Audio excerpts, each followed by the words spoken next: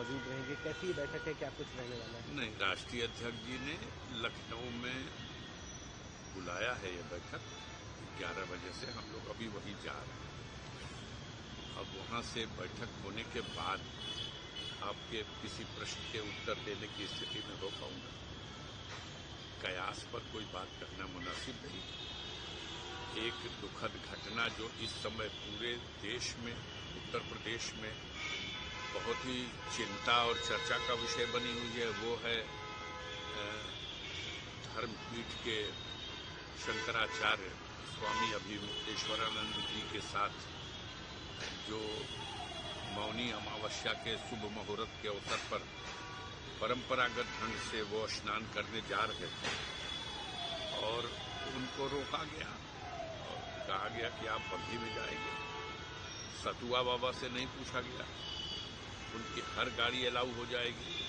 प्रशासनिक अधिकारियों की गाड़ी अलाउ है और 4 ही तो पीठ है सारे संसार में, और उस पीठ के शंकराचार्य को इतने बड़े धार्मिक पर्व के अवसर पर उनको अपमानित किया गया।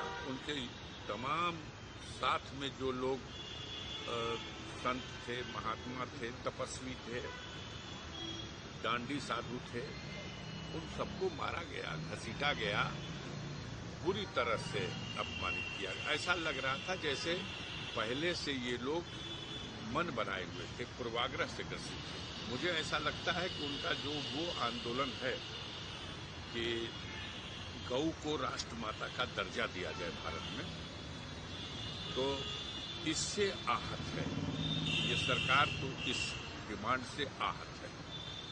ये ढोंग करके धर्म के नाम पर जनता का समर्थन और वोट तो चाहती है, लेकिन गौ माता को राष्ट्र माता का दर्जा देने में दिक्कत क्या है समझ में नहीं आती। सिवाय इसके कि भारत बीफ का सबसे बड़ा एक्सपोर्टर बन चुका है। किसी और क्षेत्र में हम विश्वगुरु हुए या नहीं हुए, इस क्षेत्र में तो हम विश्वगुरु हैं।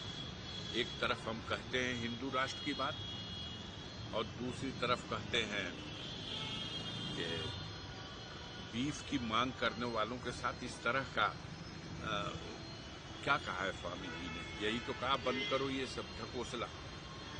आप जाते हो नागालैंड में, मिजोरम में, आसाम में, 1 दर्जन राज्य ऐसे हैं जहां खुलेआम गाय कट रही है और बिक रही है। आप एक तरफ तो गौकशी के नाम पर तमाम फर्जी मुकदमे कायम किए जा रहे हैं, लोगों को गोली मारी जा रही है, और दूसरी तरफ बीफ का व्यापार ही नहीं करेंगे। उत्तर प्रदेश के मुख्यमंत्री कहते हैं हलाल का नाम लिया और सर्टिफिकेट की बात की तो जेल जाओ, और देश का प्रधानमंत्री ओमान से जाकर के हलाल सर्टिफिकेट का वहां से लेके आ रहा तोहफा और समझौता करके आ रहा है कि हम हलाल सर्टिफिकेट लगा करके, तो इतना विरोधाभास है आपस में इन लोगों के। इस समय चिंता का विषय है पूरे देश में। मैंने जितने लोगों से भी बात की, सब लोग इस घटना से बहुत आहत हैं, दुखी हैं। इनको दिख नहीं रहा क्योंकि इनके आगे पीछे तो जो सरकार की मशीनरी है, वह लोग तो सर सर सर सर और सर के अलावा कुछ भी नहीं। आपके इशारे पर हम आसमान से तारे तोड़ लाएंगे। लेकिन बहुत ही बेवकूफ़ी की घटना हुई है, बहुत निंदनीय है। स्वामी अभिमुक्तेश्वरानंद जी का जो अपमान हुआ है, आप लोगों से मैं कहूँगा कि आप लोग भी जाइए, इसकी ज़मीनी हकीकत को अध्ययन कीजिए और इस सवाल को उठाइए। आप भी माता को राष्ट्र, मैं इसका पुरजोर समर्थन करता हूँ। गाय को भारत में राष्ट्रमाता का दर्जा नहीं दिया जाएगा तो दिया कहाँ जाएगा, और अब नहीं दिया जाएगा तो दिया कब जाएगा? दो राष्ट्रमाता का दर्जा क्यों नहीं देते? हमने तो अपने बुजुर्गों से सुना है कि हमारे नबी ने भी कहा है कि भाई गाय का दूध तो मुफीद है, मुफीद का मतलब फायदेमंद है, और गाय का गोश्त ये मुजिर है, ये नुकसानदेह है।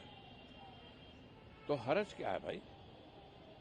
करोड़ों लोगों की आस्था है गाय को अपने माता के रूप में, और भारत में गाय को हम रॉयल बंगाल टाइगर को राष्ट्रीय एनिमल डिक्लेयर कर चुके हैं। हम एक पक्षी मोर है, मोर को राष्ट्रीय पक्षी डिक्लेयर कर चुके हैं, तो गाय को क्यों नहीं कर सकते?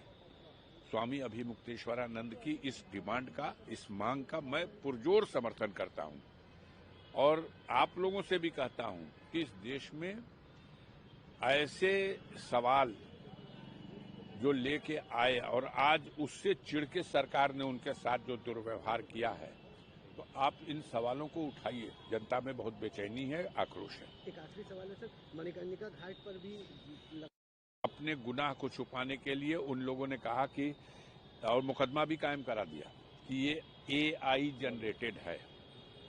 तो जैसे आप कोई चीज रिले कर रहे हैं, अगर वो AI जनरेटेड है तो आजकल तो तमाम तकनीकी है, परीक्षण हो रहे हैं वैज्ञानिक ढंग से, आप परीक्षण करा लो। जिसने वायरल किया था वो कहता है मुझे फांसी दे दो मोदी, अगर उसमें AI से कोई छेड़छाड़ की गई हो या वो AI जनरेटेड हो तो वो सत्य है, 100% सत्य है। और माता अहिल्याबाई से ही नहीं, प्राचीन मंदिरों 2-2 हजार साल से भी पहले के जो मंदिर हैं, वहां नंदी की मूर्तियों को खंडित करके, शिवलिंग को खंडित करके, न जाने तमाम देवी देवताओं को, ऐसे मंदिरों को जिनकी प्राण प्रतिष्ठा ये लोग पहले कर चुके हैं उसमें विराजमान देवताओं की, उन सबको खंडित करके और कचूमर निकाल के ऐसे फेंका है जैसे नगर पालिका अपना कूड़ा फेंकती है। उसको अगर हटाना ही है तो सम्मानजनक ढंग से आप कर सकते थे, उसको कहीं और स्थापित कर देते थे, वहां निकाल लेते, कहीं ले आके रख सकते थे। खंडित करने का क्या मतलब था? खंडित करने का क्या मतलब है? जिस तरह से खंडित किया गया है, आप लोगों ने भी देखा है, हिंदुस्तान देख रहा है, बनारस में लोग रो रहे हैं, आंसू से ज़ारो कतार रो रहे हैं। अभी आपको पता चला या नहीं चला, वहां जो संकट मोचन का मंदिर है, बहुत विख्यात मंदिर है संकट मोचन का, उसके जो पीठाधीश्वर हैं, उसके जो महंत हैं, उन्होंने भी स्टेटमेंट दिया। उन्होंने कहा कि बनारस में लोग हैं जो बुराई के खिलाफ खड़े होंगे और बोलेंगे। हम उनके इस बयान का स्वागत करते हैं, उनकी हिम्मत को सलाम करते हैं। बुराई का विरोध होना चाहिए, और ये लोग जो सरकारी मशीनरी को बेलगाम करके जो चाहे करा रहे हैं, आने वाले दिनों में बहुत खामियाजा भुगतना पड़ेगा इन लोगों को। धन्यवाद।